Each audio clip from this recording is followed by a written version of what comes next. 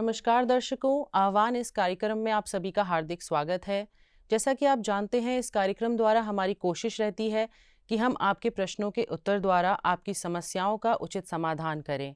तो आज आपके प्रश्नों का उत्तर देने के लिए हमारे बीच राजयोगिनी ब्रह्मा कुमारी अनीता दीदी उपस्थित हैं। दीदी, आपका हार्दिक स्वागत है। ओम शांति। ओम शांति। दीदी, आज का हमारा पहला प्रश्न शिखा का है। वो कहती हैं, मेरा नाम शिखा है, मैं बहुत ज़्यादा टेंशन लेती हूँ। दूसरों को भी प्रॉब्लम सॉल्व करने का चक्कर में मुझे बहुत ज़्यादा टेंशन हो जाती है। मैं इस प्रॉब्लम से कैसे बाहर निकलूं?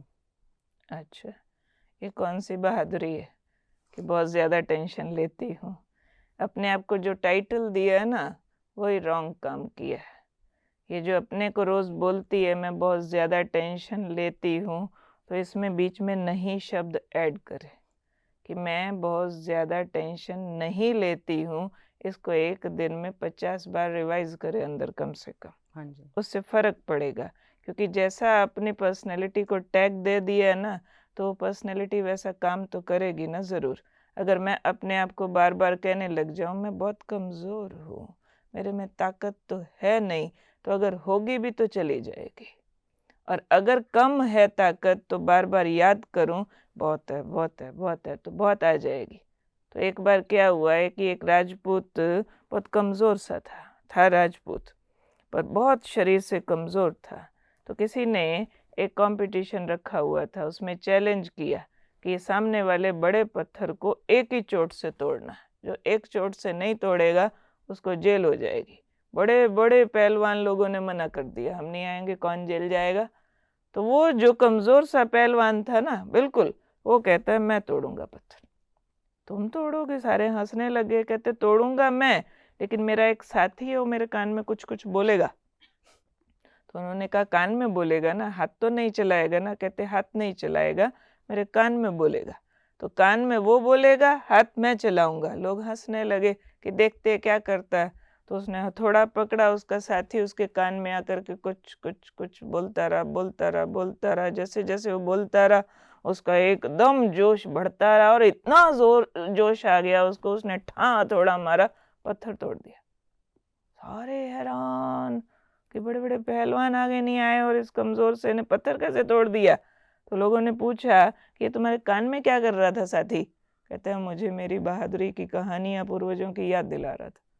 तेरे दादा ने ये किया, तेरे परदादा ने ये किया, उसने शेर मार दिया, उसने हाथी मार दिया, तुम भी किस खानदान के हो, क्या तुम्हारा खून है? याद करते करते करते हिम्मत आ गई, कर दिया। तो पहली बात तो ये शब्द ठीक करे जी। इसके बजाय ये शब्द ले कि मैं दूसरों की हेल्पफुल हूँ, दूसरों की मदद करना मुझे अच्छा लगता है, मैं रहम दिल हूँ। अच्छी बात है दया भाव रखना, अच्छी बात है किसी की प्रॉब्लम सुनना, सहयोग देना, लेकिन अपनी शक्ति बचाकर दान किया जाता है। अदरवाइज वो दान नहीं होता है। भूखा किसी को रोटी क्या खिलाएगा? जिसकी पॉकेट खाली है वो किसी को दान कैसे दे देगा? तो इसलिए अपनी शक्तियां बचा कर रखे, अपने मन को स्ट्रॉन्ग करे, फिर किसी की समस्या सुनने जाए। अगर मन स्ट्रॉन्ग नहीं है तो कुछ टाइम पॉज करे, समस्याएं सुनना बंद करे, क्योंकि जो खुद शक्तिशाली नहीं है, खुद टेंशन में आ गया है, वो दूसरे की समस्या कैसे ठीक कर देगा? तो इसलिए पहली बात अपना लेबल ठीक करे, दूसरी बात थोड़ा पॉज करे, अंदर शुभ भावनाएं रखे, वो गलत बात नहीं है। ये एक इंसानी धर्म है कि इंसान को इंसान के काम आना चाहिए, लेकिन वो दूसरे को सहारा दे जिसकी टांग में ताकत हो।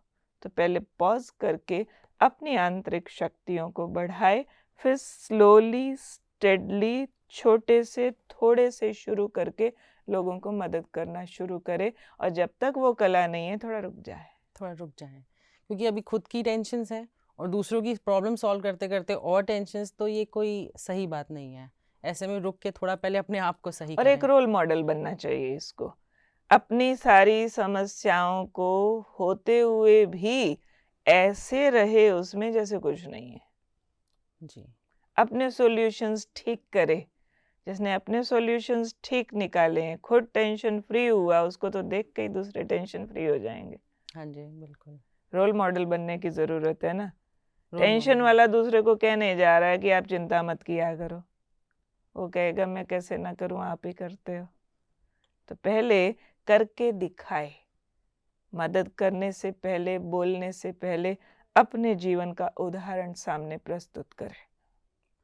दीदी ये जो टेंशन वर्ड है ये बहुत कॉमन हो चुका है मेरे ख्याल में। सारे डॉक्टर्स के पास पेशेंट्स बीमारी बाद में बोलते हैं हमें टेंशन बहुत ज़्यादा है।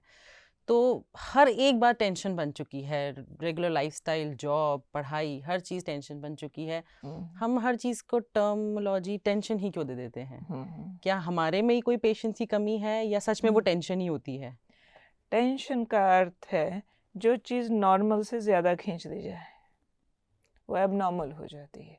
ऐसे ही जितनी हमारे में करने की शक्ति है, सामने वाली बात उससे बड़ी है। तो when inner potential is less and outward pressures are more, then there is stress or tension. Stress और टेंशन के लिए ये नहीं कह सकते कि बात बड़ी है या छोटी है, बात के कंपैरेटिवली मेरी शक्ति छोटी है, तो वो चीज़ मेरे लिए ज़रूर टेंशन बन जाएगी। तो इसलिए जब भी कोई बात मुझे टेंशन लग रही है तो समझ लेना चाहिए कि मुझे अपनी अंदर की शक्ति बढ़ाने की ज़रूरत है। क्योंकि अगर बात एक जैसी है 10 लोगों के सामने, तो 10 लोग एक जैसा दुखी नहीं होते हैं। हाँ जी। जिसके अंदर कैपेसिटी ज़्यादा है उसको बेयर करने की, और उसमें भी खुश है। रादर कई लोग तो उसको बहुत अच्छा चैलेंज मानेंगे या बहुत अच्छा एक चांस मानेंगे कि ये तो प्रोग्रेस के लिए चांस आया। कोई कहेगा मुसीबत है। वही सेम बात किसी के लिए जोक है, वही सेम बात किसी के लिए लगेगा मेरा मजाक उड़ा दिया, मेरी तो सबके बीच में बेइज्जती कर दी। दूसरा कहेगा नहीं, इट वाज जोक ओनली। हाँ जी। पर दीदी कभी कभी लाइफ में ऐसे सिचुएशंस आ जाते हैं जब हमारी लिमिट से क्रॉस होके कोई चीज़ हमारे लिए हो जाती है, तो जो स्ट्रांग है वो तो कर लेते हैं लिमिट क्रॉस करके भी। बट उस टाइम पे हम क्या चीज़ ऐसी करें कि हाँ हम उसके बियॉन्ड जाके, अपने लिमिट्स के बियॉन्ड जाके भी फाइट बैक करें उन चीज़ों से? Break your limits. अपने लिमिट्स को ब्रॉडर करने की ज़रूरत है। और जो भी बात सामने आई है उस बात को ये ना समझें कि this is the final end of my life. ये पड़ाव हैं, कुछ आज हैं कल चले जाएंगे। सब दिन एक जैसे नहीं होते हैं। कोई अगर मुसीबत आ भी गई है तो मोमेंट्री आती है। अगर मेरे कोई अच्छे दिन थे, आज उससे बुरे आ गए हैं। अच्छे दिन अगर चले गए हैं तो बुरे दिन भी चले जाएंगे। Take some lesson from that good period और यूज इट राइट नाउ। और अब अगर बुरे दिन आ गए हैं, सिर्फ कुछ पाठ पढ़ाने के लिए आए हैं, उनसे कुछ लेसन ले लो और आगे बढ़ो। और फिर जो भी समझो, वर्क प्रेशर आपने कहा ज़्यादा है, काम मेरी शक्ति से ज़्यादा है। अब शक्ति से ज़्यादा काम अगर मेरे को मिल गया है, करना तो पड़ेगा। करना तो पड़ेगा ही। चाहे हंस के करो, चाहे रो के करो, तो क्यों ना हंस के कर लो। समझो दिन में 12 घंटे काम कर चुकी हो, अब मेरा रेस्ट टाइम था और उसी टाइम पर 4 घंटे का कंपल्सरी टास्क और मिल गया, करना तो पड़ेगा। हंस के करो या रो के करो। हंस के करेंगे तो आगे वाला जो परफॉर्मेंस है वो अच्छा हो जाने वाला है। रो के करेंगे तो वो काम इतना बिगड़ जाने वाला है कि 4 घंटे वाला और 12 घंटे खा जाए। इसलिए अपने अंदर एक हमको फ्रेज बोलना चाहिए कि कोई भी काम के लिए ये ना लगे आई हैव टू डू। जो भी मुसीबत सामने आई, I want to do, I want to do, I want to do, why not to do. इंसान कर्म से भागने लगा है। उसको लगता है काम कम से कम मिले, भाग्य बड़े से बड़ा मिले। लेकिन अभी वर्क कल्चर की ज़रूरत है। कर्म ही पूजा है। कर्म के बिना भाग्य नहीं होता है। तो कर्म करने की इच्छाएं जागृत करें, तो जितने उसमें कॉन्फ्लिक्ट्स आ रहे हैं वो कम होते जाएंगे। तो मतलब गुड टाइम और बैड टाइम सब मोमेंट्री हैं। जब गुड टाइम चला जाता है तो बैड टाइम भी चला जाएगा, और हम कर्म योनि में हैं, हम भोग योनि में नहीं हैं, तो हमें कर्म की तरफ ज़्यादा ध्यान देना चाहिए।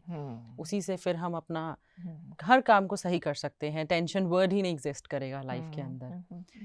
तो ठीक है दीदी, जैसा कि आपने हमें गाइड किया, तो हमें अपने कैपेसिटीज़ को, अपनी कैपेबिलिटीज़ को इंक्रीज़ करना है, और कोई भी सिचुएशन सामने आए हमें बोलना है I want to, I don't have to, I want to do it. So हमारे लिए वो फिर ईजियर हो जाएगा उस चीज़ को करना, और बहुत अच्छी तरह से करेंगे, आगे भी उस चीज़ के लिए हमें कॉन्फिडेंस आएगा। दीदी, जैसे शिखा ने आपसे पूछा था कि अपनी लाइफ में मेरे इतने प्रॉब्लम्स हैं, टेंशन्स हैं, और मैं दूसरों की टेंशन्स लेके और ज़्यादा परेशान हो जाती हूँ, तो जब हमारी अपनी लाइफ में इतनी ज़्यादा प्रॉब्लम्स होती हैं, तब भी क्या हमें दूसरों की लाइफ की प्रॉब्लम्स को लेकर सॉल्व करना चाहिए? क्या वो सही है? वही बात जैसे हमने पहले भी बात की कि पहले खुद रोल मॉडल बने, अपने को ठीक चलाना सीखे, फिर दूसरों को गाइड करे।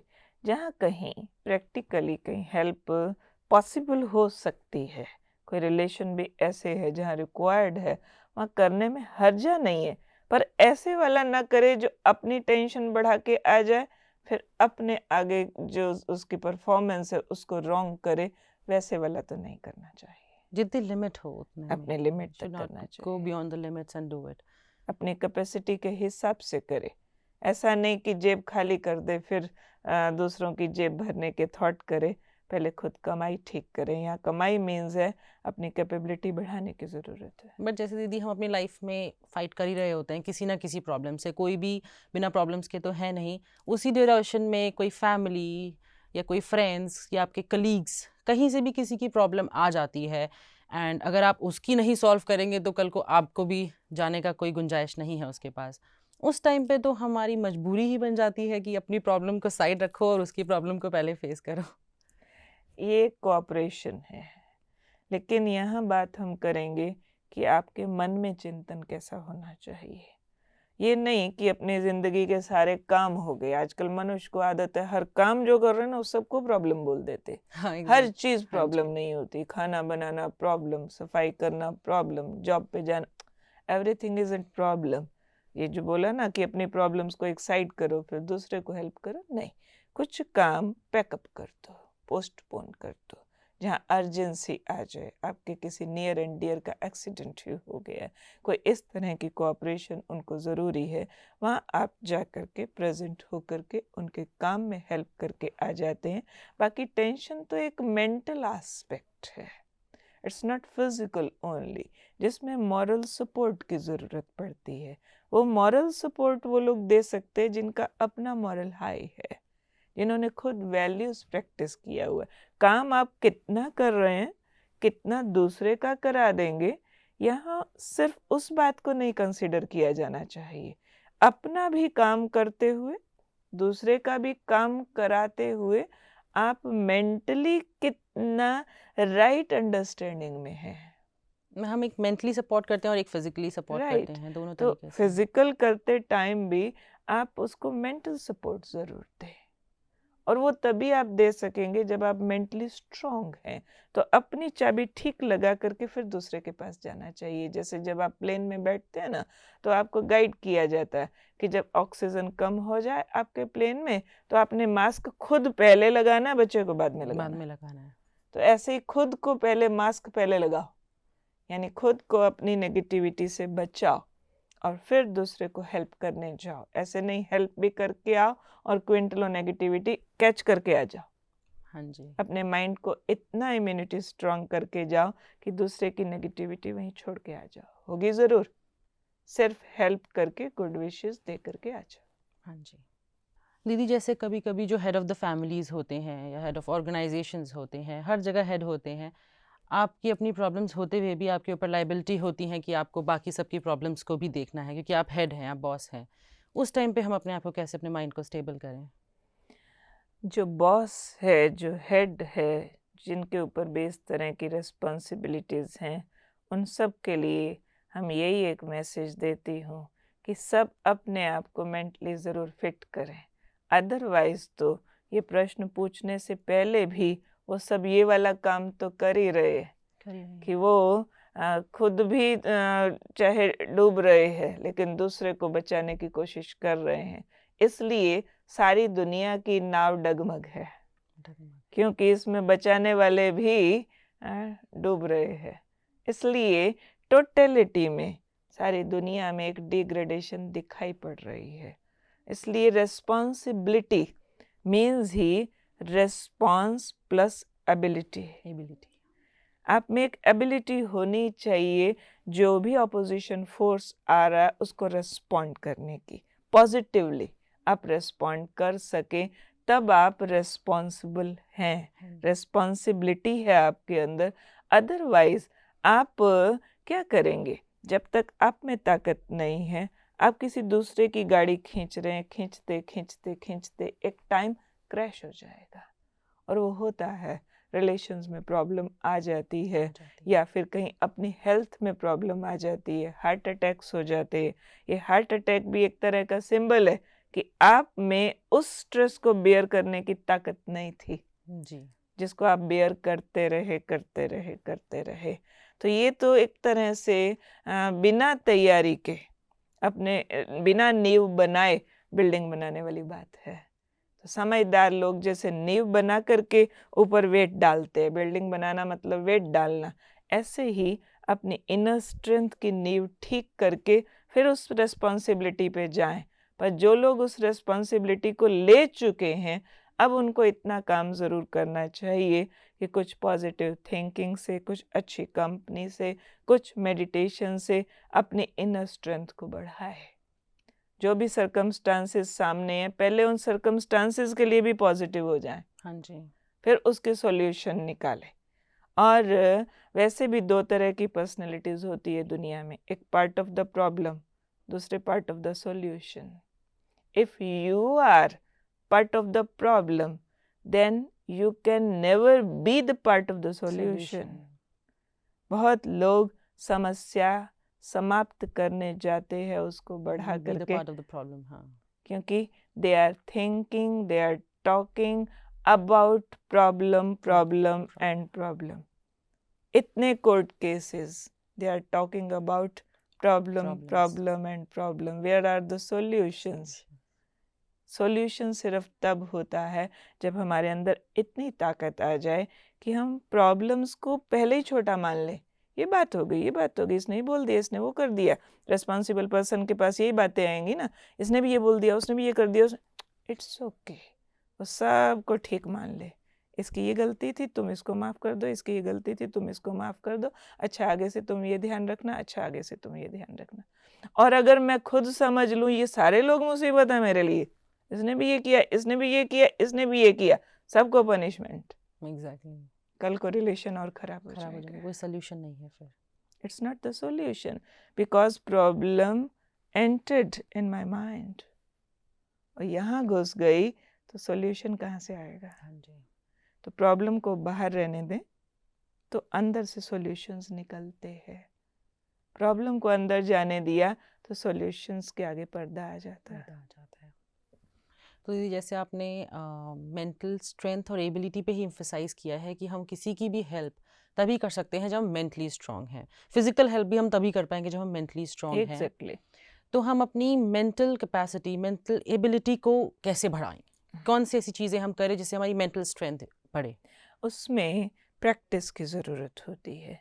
एक दिन में कुछ साइलेंट मोमेंट्स अपने आप को देने चाहिए, जिसमें कोई भी बात को आप बैठ करके फिल्टर कर सके पॉजिटिव डायरेक्शन में। हमें साइलेंटली बैठना चाहिए, ज़रूर बैठना चाहिए, और साइलेंटली बैठ करके अपने ज़िंदगी की सच्चाई के बारे में विचार करें कि अगर समझो ये सब उलझ रहे हैं, इनके साथ मैं भी उलझूं, मिलने वाला क्या है? उसकी निंदा उसको करूं, उसकी बुराई उसको करूं, उन दोनों को लड़ा दूं, उन दोनों को पैसे के लिए ऐसे कर दूं, मुझे क्या मिलने वाला? और उसके लिए दोनों ऑप्शंस देखे, अगर नेगेटिव ऑप्शन है तो क्या होगा, पॉजिटिव है तो क्या होगा, उसको साइलेंटली बैठ करके विचार करें, और जितनी अच्छी नॉलेज मिली हुई है उसको चर्न करें। हमारा अनुभव ये कहता है, जब भी कोई भी तरह की प्रॉब्लम आती है और अगर उसी टाइम हम रिएक्ट करते हैं तो डिसीजंस रॉन्ग चले जाते हैं। उसको थोड़ा पॉज दे करके अपने मन को शांत करके फिर सोचते हैं इसका अच्छे से अच्छा आंसर क्या हो सकता है, बेस्ट ऑप्शन। तो हर आत्मा के अंदर बेस्ट भी होता है। दूसरा, अच्छे डिसीजंस लेने हैं तो मन को शक्तिशाली बनाने के लिए, जैसे वो लॉ का एक एम्बलम बना हुआ ना, तो जो कानून की देवी है वो हाथ में तराजू पकड़ती है। तराजू मतलब राइट डिसीजन, और तराजू पकड़ने के साथ साथ आंख पर पट्टी बांध के रखती है। आंख पर पट्टी बांधने का मतलब ये है कि अब आप इम्पार्शल हो। अब आपको मेटलिस्टिक बातें या आउटवर्ड जो भी इम्प्रेशंस हैं वो आपको इफेक्ट नहीं देते हैं। अब आपकी 2 आंखें बंद हैं, आपकी तीसरी आंख खुली है। That is third I of wisdom, right understanding. तो उससे आपकी मन की शक्तियाँ बढ़ती है। जैसे ही आप थोड़ा साइलेंट मोमेंट्स में विचार करते हैं। दूसरा, ये इम्पार्शल होने की कोशिश करें। तो हमें बेसिकली साइलेंटली बैठ के अपने जो भी लाइफ के सिचुएशंस हैं उनको रिकॉल करें, उनके कॉन्सिक्वेंसेस को सोचें, और उसके बाद जितने भी पॉजिटिव आज तक थॉट्स हैं उन्हें चर्न करें अपने माइंड में, और उसके बाद सोल्यूशन निकालें अपने पूरे विजडम के साथ। और be impartial, be an detached observer, कि जो भी सिचुएशन है उसको दूसरे की नज़र से देखो। हाँ जी, उसके पहलू से समझे। Then अगर only मैं we can be उसकी जगह unbiased. होता तो भी उसको समझने में, उसके लिए आपको शक्ति देने में आप बेटर डिसीजन होंगे आपके। And being head of any family or any organization, you have to be unbiased. Unbiased and be loveful also. जो ताकत प्यार में है वो ताकत सजाओं में नहीं है। तो जितना आप दूसरों को प्यार से चेंज कर सकते हैं, उनका दिल जीत सकते हैं, उतना समस्याएं कम होती जाएंगी। तो दीदी, जैसे अगर फैमिली प्रॉब्लम है तो हम ऑब्वियसली कोशिश करेंगे कि सज़ा ना देकर उसको एमिकेबली हैंडल करें, बट अगर वो ही आपकी प्रोफेशनल प्रॉब्लम हो गई है, वहाँ पे amicably sometimes it is difficult कि आप हैंडल कर पाए प्रॉब्लम। उस टाइम पे किस टेक्निक को यूज़ करें? जहाँ तक प्रोफेशनल की बात है, वहाँ भी हमने देखा है बहुत प्रोफेशनल्स हमारे यहाँ आते हैं, मेडिटेशन सीखते हैं, वो भी आकर के रिपोर्ट सुनाते हैं कि जिन बातों को पहले हम बहुत प्रोफेशनली डील करते थे तो उसकी कॉन्सिक्वेंसेस रॉन्ग चली जाती थी, और उन्हीं बातों को अगर हमने थोड़ा सा अब लवफुल तरीके से, फ्रेंडली हो करके, या उसके अंदर एक इमोशनल टच दे करके अब हम उनको डील करते हैं तो उसके बहुत बेटर रिजल्ट आने लग गए हैं। चाहे आप प्रोफेशनल प्लेटफॉर्म पर भी क्यों ना हो, आखिर इंसान तो है ना। इंसान तो है। इंसान की इंसानियत कहीं भी मर जानी नहीं चाहिए। जहाँ वो कोरा प्रोफेशनल हो जाएगा वहाँ थोड़े टाइम के बाद प्रोडक्टिविटी तो बढ़ जाएगी, लेकिन और बहुत सारे रिलेशन में इतनी प्रॉब्लम्स आ जाएंगी कि लेटर ऑन वो प्रोडक्टिविटी पर भी जाकर इफेक्ट देगी। दीदी, मैंने अभी एक आर्टिकल रिसेंटली देखा था इंटरनेट पे, वेयर इट वाज लाइक कि आप डीलिंग प्रोफेशनलिज्म स्पिरिचुअली, आजकल ये भी बहुत पॉपुलर हो रहा है, एंड आई थिंक वर्कशॉप्स हो रहे हैं आपके ऑफिसेज में कि आप स्पिरिचुअली किस तरह से अपने प्रोफेशनल प्रॉब्लम्स का सोल्यूशन इसलिए निकालें। एचआर डिपार्टमेंट सब जगह ये काम कर रहा है। हाँ, मेडिटेशंस एंड ये आपके प्रॉपर वर्कशॉप्स हो रहे हैं, तो उन फील्ड्स में भी हम ये सोचे कि स्पिरिचुअलिटी क्या करनी है यहाँ पे। जैसे आजकल की मॉडर्न जनरेशन है वो सोचती है स्पिरिचुअलिटी अपने पास रखो, जब फील्ड में उतरते हैं वहाँ पे कुछ नहीं हो सकता है, बट प्रैक्टिकली तो वहाँ पे सबसे ज़्यादा mental stability which comes by spirituality and meditation and thinking, तो वो वहाँ पे वैल्यूज आल्सो। तो वैल्यूज के बिना तो आप किसी भी प्लेटफॉर्म पे सक्सेसफुल हो नहीं सकते हैं। तो हमें हर फील्ड, चाहे वो कहीं भी हो, हमारे लिए ज़रूरी है कि हम अपने माइंड को स्टेबल करें, स्ट्रॉन्ग करें, और वो हम आप जैसे आपने बताया साइलेंटली बैठकर मेडिटेट कर ही कर सकते हैं। और आपके ब्रह्मा कुमारीज में तो मेडिटेशन सिखाते ही हैं। वैसे दीदी, जैसे और भी बहुत ऐसे लोग हैं जो मेडिटेशन सिखाते हैं, डिफरेंस क्या है आपके मेडिटेशन सिखाने के प्रोसीजर में और बाकी जो सिखाते हैं? What is the difference? एक बड़ा डिफरेंस है। ये कर्म योग है जो यहाँ सिखाया जाता है। It's an open eyed meditation जो हम आंखें खोल करके प्रैक्टिस करते हैं, और आंखें खोल करके सिर्फ किसी एक चीज़ को स्टेयर नहीं करते रहते हैं, उसके बजाय खुली आंखों में थॉट्स को पॉजिटिव एंड स्पिरिचुअल करते हैं, और उसके लिए थॉट को स्लो डाउन करके उसको विजुअलाइज करते हैं। जस्ट एज मैं आंखें खोल के बैठी हूँ तो एक स्पिरिचुअल नॉलेज अंदर यूज़ करती हूँ। वो नॉलेज क्या है कि मैं इन आँखों के पीछे देखने वाली एक आत्मा हूँ, और उसको मैं अंदर से विजुअलाइज कर रही हूँ। जैसे विजुअलाइज किया जाता है यहाँ पे हार्ट है, अच्छा, तो सीन बन जाता हाँ है। जी, हाँ जी। ऐसे मैं सोचूं कि इस हाथ के अंदर हड्डियों का एक सांचा सा हाँ, बना हम हुआ, हाँ, तो एक विजुअलाइज विजन सा बनने लग जाएगा। ऐसे मैं विजुअलाइज करती हूँ कि जैसे आसमान में एक स्टार होता है, वैसे ऐसा स्टार एक है, डिवाइन लिविंग स्टार यहाँ पर है, और ये मैं हूँ। ये मैं हूँ। और मैं इन आँखों से सामने वाले माथे के अंदर बैठे स्टार को देख रही हूँ। ये मेरा भाई है, सगा भाई, मेरे पिता परमात्मा का बच्चा है, और ये भी इन आँखों से बड़े प्यार से मेरी तरफ देख रहा है। और फिर जब प्रैक्टिस करती हूँ, मैं फील करती हूँ माथे में जो स्टार बैठी हूँ, मैं शांत हूँ।